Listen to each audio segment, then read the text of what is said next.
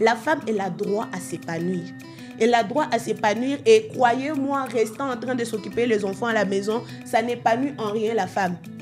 C'est une sorte d'esclavagisme, permettez le mot. Autrefois, la femme, elle était considérée comme un objet. Des fois, mon mari, il reste aussi avec les enfants parce qu'il sait que ma femme doit se rendre quelque part.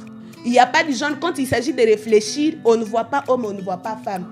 D'ailleurs, si on doit aller dans le fond de réflexion, vous allez vous rendre compte que la plupart des femmes réfléchissent mieux que les hommes. Je ne prône pas l'égalité de genre dans le sens où les femmes doivent commencer à manquer du respect à leur mari. Aujourd'hui, ça ne fonctionne plus comme ça.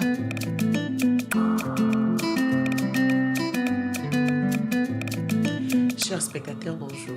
Je suis Caleb Lucani, présentatrice de cette émission Femme Totem. Femme Totem, c'est une émission féminine qui va parler de femmes dans tous les domaines juridiques, politiques, entrepreneurial, médiatiques et tout. Je suis ravie et émue aujourd'hui de recevoir une de femmes totem, une de femmes leader et exemplaire, qui est licenciée en communication pour le développement. Elle est aussi coordonnatrice de l'organisation Congo Mwinda, mariée et mère de 2 enfants. Mais aussi, elle est passionnée de la lecture. Madame Zaïna Boilé-Godlive, bonjour. Bonjour, Madame Caleb. Ah oui, nous sommes ravis et honorés de vous avoir sur ces plateaux. Et nous espérons avoir de bons moments passés avec vous. Nous l'espérons en tout cas. D'accord. Bienvenue dans cette émission Femme Totem. J'explique. C'est une émission où nous sommes en train de parler de la femme dans tous les domaines. À ce que j'ai vu sur votre profil, vous êtes licenciée en communication de développement, mais aussi coordonnatrice d'une organisation.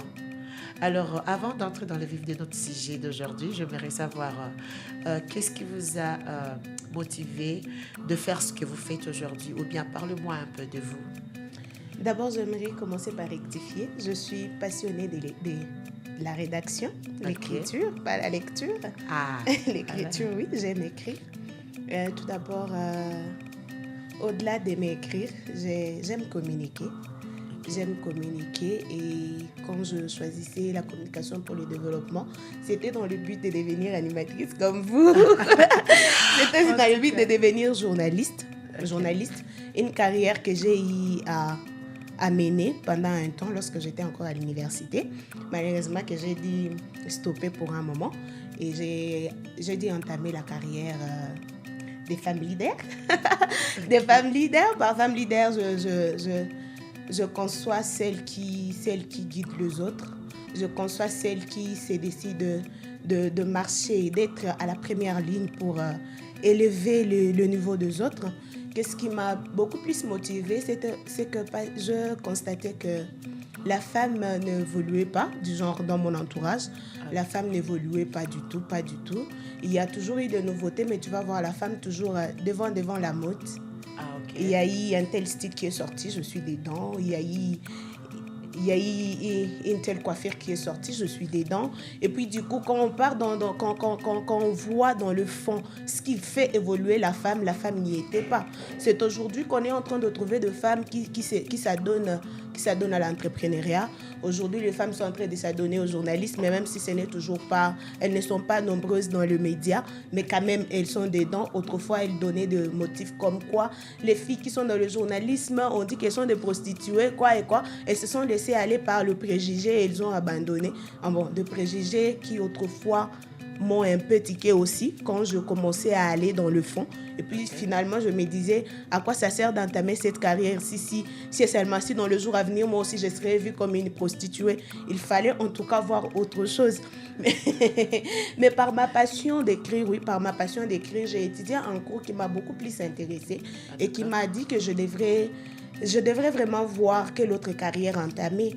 Quand on nous a parlé de l'élaboration de projets à l'université, je me disais, j'ai une tête, j'ai des idées et tout ce qu'on devient aujourd'hui, c'est venu d'une idée de quelqu'un quelque part.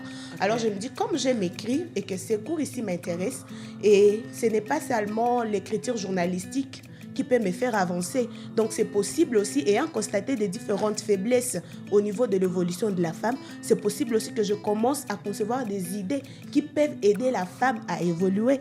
C'est comme cela que grâce à une dame dont je veux vous parler, au fur et à mesure qu'on est en train d'évoluer, c'est elle qui m'a beaucoup plus lancée, même lorsque je commençais dans les médias, c'est elle qui m'avait ouvert de portes en fait. Elle a été là pour me connecter, je commençais et puis voilà, je suis ce que je suis. En tout cas, c'est très intéressant et très émouvant. Ça donne envie de savoir encore plus. Alors, madame, je vois que vous êtes mariée, comme vous m'avez dit. Et tout ce que vous me dites là, la plupart des gens disent que les femmes mariées ne peuvent pas y arriver parce que vous êtes coordonnatrice, à ce que je sache, d'une organisation de la place.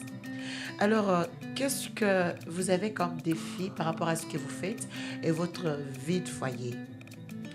Au fait, à cette question, je dois dire qu'avant que je n'aie d'enfant, il n'y avait pas vraiment assez de difficultés parce que quand même, j'ai eu cette grâce-là d'avoir un mari qui me permet de travailler, un mari qui me permet de poursuivre mes ambitions et mes passions. Parce que ce n'est pas donné à toutes les femmes. Plusieurs femmes aujourd'hui ne font pas du travail, pas parce qu'elles ne veulent pas travailler, mais parce que peut-être elles avaient des ambitions, mais une fois mariée, le mari lui a dit « Je n'ai jamais rêvé d'une femme qui travaille, toi tu restes à la maison. » Okay. Oui, et moi je ne fais pas partie de ces femmes-là. J'ai dit merci à mon mari en passant parce qu'il n'a jamais eu de problème avec ça. En fait, il n'a jamais eu de problème avec ça. Comme j'ai dit, j'aime la communication. C'est question de communiquer. Et donc, quand je travaillais, parce que notez avec moi que j'ai défendu ma licence en état de genre dans le foyer. Et donc, j'ai fait le stage état dans mon foyer. J'ai commencé mon deuxième boulot, je l'ai eu dans mon foyer. D'ailleurs, dans la carrière journalistique, on a eu à travailler avec mon mari, parce qu'il est aussi journaliste, oui. Et donc, quand je suis entrée dans le foyer, il connaissait déjà que ma femme, elle travaille. Ma femme, elle n'aime pas rester à la maison. Du coup, il n'a pas été un obstacle pour moi. Ce qui, aujourd'hui, je constate comme étant difficulté, c'est quand viennent les enfants.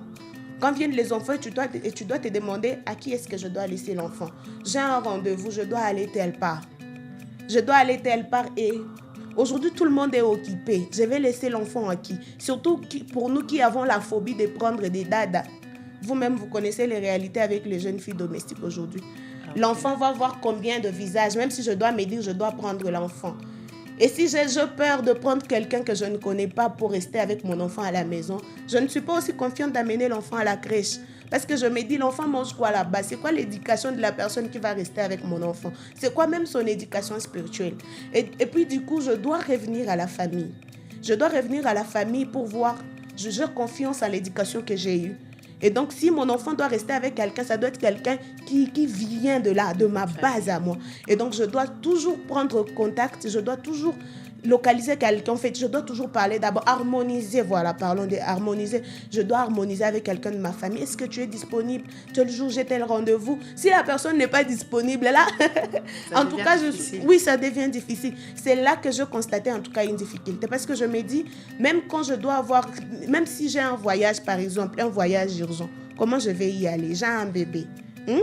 Vous vous rendez compte, j'ai un bébé, puis des bébés garçons qui sont tellement attachés à leur maman. Et donc, si je peux passer toute la journée sans eux, le soir, je dois me rassurer d'être là à la maison. Si aujourd'hui, j'ai trouvé un voyage, est-ce que je vais aller avec tous les deux enfants? Ce ne sont pas toutes les organisations qui prennent la maman et l'enfant en charge quand il s'agit de voyager. Alors là, je me dis, vous êtes un peu maintenant bloquée.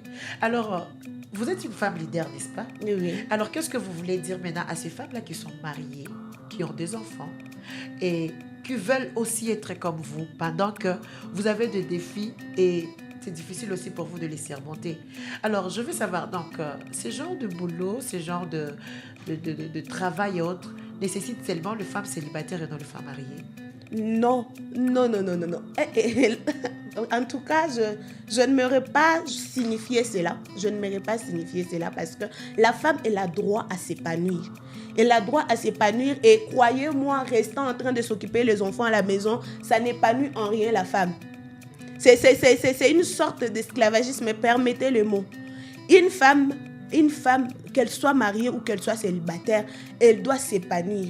Et on s'épanouit que lorsqu'on fait sortir de soi-même ses idées, lorsqu'on se sent utile dans la société, on se sent utile pour ses proches. On ne peut pas se sentir épanoui restant dans la maison seulement, oh, toutes mes connaissances, je les donne seulement aux enfants. Sinon, la société, elle va évoluer comment? Moi, j'encourage toutes les femmes mariées à travailler. Je les encourage à travailler d'une manière ou d'une autre. Elles doivent travailler. Si leur mari les permettent, bien sûr.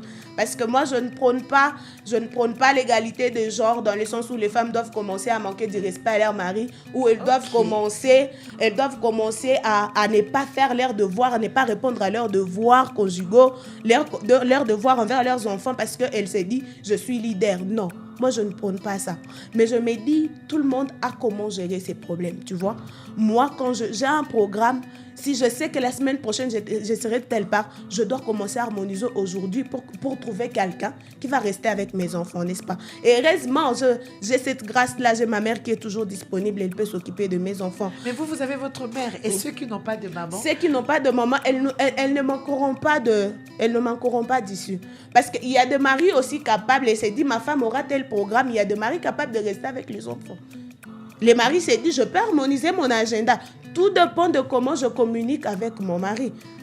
Parce que de fois, mon mari, il reste aussi avec les enfants parce qu'il sait que ma femme doit se rendre quelque part. Oui. Alors, votre intervention m'amène à une question. Parce que dans le programme de votre organisation, je vis le leadership féminin. Quid? Le leadership féminin, en fait, nous n'allons pas prôner ce que nous ne faisons pas. N'est-ce pas? Nous n'allons pas prôner ce que nous ne faisons pas. Dans le cadre du leadership féminin, aujourd'hui, nous nous occupons de jeunes filles. Pourquoi? Parce que ce n'est pas lorsqu'elles seront dans les mariages qu'on va venir à leur apprendre qu'une femme, elle se comporte comme ça. Une femme, même par sa façon de parler, par sa façon de faire, elle peut diriger les autres. Oh, une femme doit faire, une femme doit faire. Non. Voilà pourquoi nous nous occupons de jeunes filles. Pourquoi? Nous les préparons à demain, n'est-ce pas? Aujourd'hui. Okay. Nous les occupons aujourd'hui. Qu'elle soit adolescente, elle doit déjà grandir en connaissant que l'avenir de la société, c'est sur mes épaules. L'avenir de mes enfants, c'est sur mes épaules. Si aujourd'hui, je n'apprends pas à mieux faire, demain, je risquerai de faire honte à toute une nation. Demain, je ne saurais pas être fière de mes propres enfants. C'est pour cela, aujourd'hui, nous apprenons aux jeunes filles, adolescentes de leur état, nous les apprenons à être de femmes. Comment nous les apprenons à être de femmes? Nous les apprenons les bonnes valeurs d'une femme leader. Vous comprenez? Une femme leader connaissant qu'elle est celle qui dirige, qu'elle est celle qui oriente, n'est-ce pas? Elle est celle qui dirige, elle est celle qui oriente, elle est celle qui donne des idées, elle est celle, au fait, comment dire ça? Mais madame, nous sommes en Afrique. Est-ce que ce que vous faites là correspond aux cultures africaines?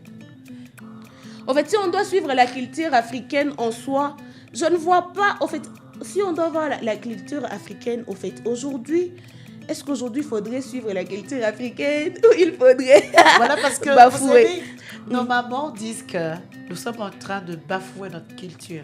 Nous sommes en train de détruire notre culture. À leur époque, elle n'était pas ainsi. À leur époque, elle n'était pas comme ça. Alors, quand je vois votre speech, vous amenez la femme, je ne sais pas, à être... Donc, je veux d'abord savoir, est-ce que vraiment ce que vous plantez dans les filles, dans les jeunes filles, est-ce que ça va avec la culture africaine? Ou bien vous voulez tout englober au même moment?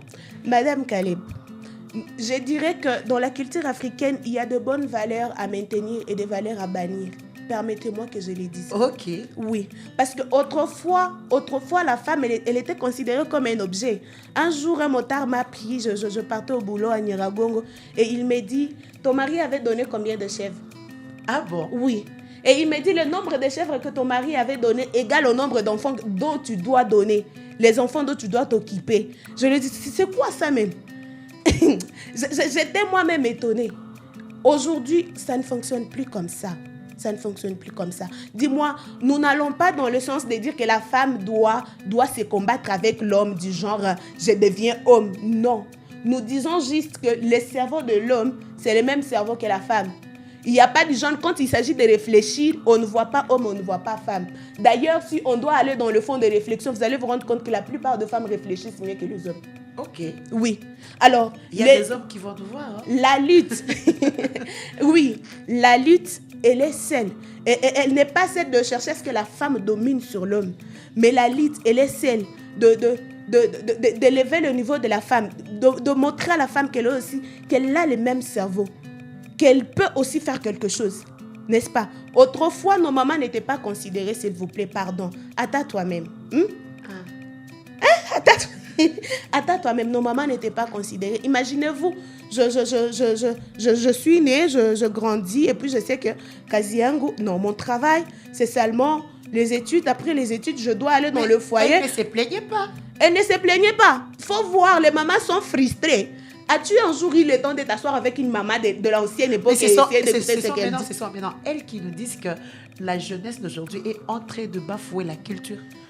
Il faut voir dans la culture si elles font exactement allusion à quoi. Il faut voir. Parce que moi, personnellement, j'encourage les mamans d'autrefois parce qu'elles étaient soumises. Elles pouvaient facilement supporter certaines erreurs. Aujourd'hui, nous faisons face à plusieurs divorces parce que nous, de la nouvelle génération, on n'est pas capable de supporter les choses que nos mamans supportaient. Du coup, peut-être qu'il y était aussi de bonnes choses. Aujourd'hui, les enfants sont en train de grandir ayant de mal. Aujourd'hui, on a de traumas un peu partout là parce que nous, de la nouvelle génération, ne connaissons pas pardonner. Mon mari a fait ça, je dois divorcer. Ma femme a fait ça, je dois divorcer. Sur ces points-là, j'encourage les mamans parce que si nous sommes ce que nous sommes, c'est parce qu'autrefois, elles ne se sont pas figées sur les erreurs de leur mari pour divorcer. Elles sont restées là pour nous. Elles sont restées là dans leur foyer pour nous. Ce que nous, aujourd'hui, nous avons des difficultés à faire, n'est-ce pas? Je n'encourage pas les hommes qui battent leurs femmes, non. Loin de là. En tout cas. Loin de là. Oui, ok.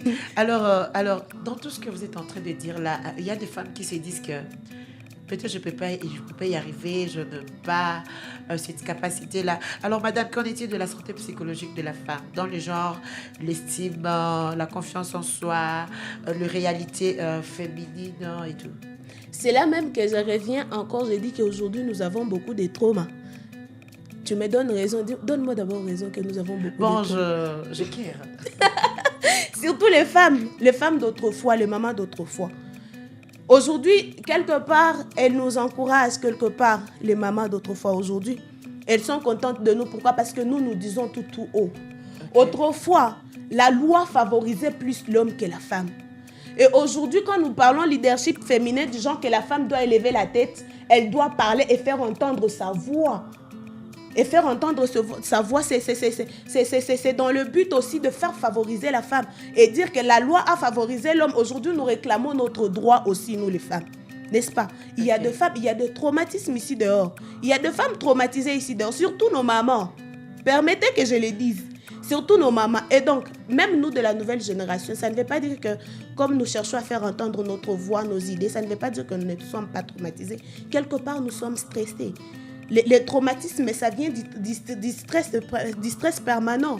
Quelque part, nous aussi, nous sommes stressés parce qu'on a beaucoup de choses à gérer. Mais la chance avec nous, c'est qu'il y a aussi des cabinets thérapeutiques. Voilà, intéressant. Alors, oui. Alors, pour chiter, madame, j'aimerais maintenant savoir le rôle maintenant de la femme. Nous sommes en train de chiter, mais dans tout ce que vous êtes en train de dire là, quel est maintenant le rôle de la femme? Parce que vous dites que l'homme était mis en avant. Alors, pour que la femme arrive, quel sera maintenant son rôle dans la politique, dans le droit, dans le média, entrepreneuriat, société civile, mais aussi le foyer? Parce que la femme a aussi un rôle à jouer, même dans le foyer. Alors, quels sont ses rôles dans tout ça? Tout d'abord, s'agissant de la femme, il est question d'abord de prise de conscience. C'est de là que tout part. C'est de là que tout part, la prise de conscience. Je dois prendre conscience, je dois savoir qui suis-je. Qu'est-ce que je vais devenir demain? Qu'est-ce que je vais devenir demain? Quelle est ma part dans la société? Si je me rends compte que j'ai une pierre à placer pour l'évolution de ma société, je saurai quoi faire. Je saurai vers qui aller pour trouver des orientations. De tous les domaines que tu as cités là, la femme, elle a sa place partout. Mais il faut qu'elle prenne juste conscience.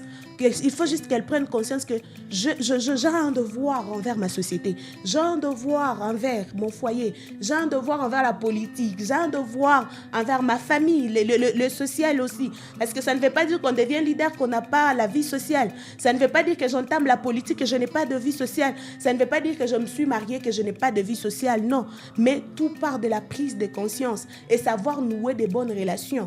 qui est dans mon entourage, qui peut me permettre à atteindre ce que je cherche.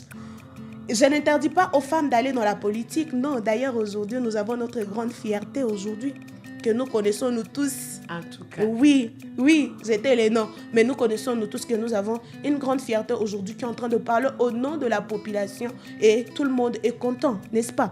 Et donc, ça veut dire que la femme, que ce soit dans la politique, que ce soit dans le média, que ce soit dans la technologie, surtout dans la technologie, où les hommes aujourd'hui se croient.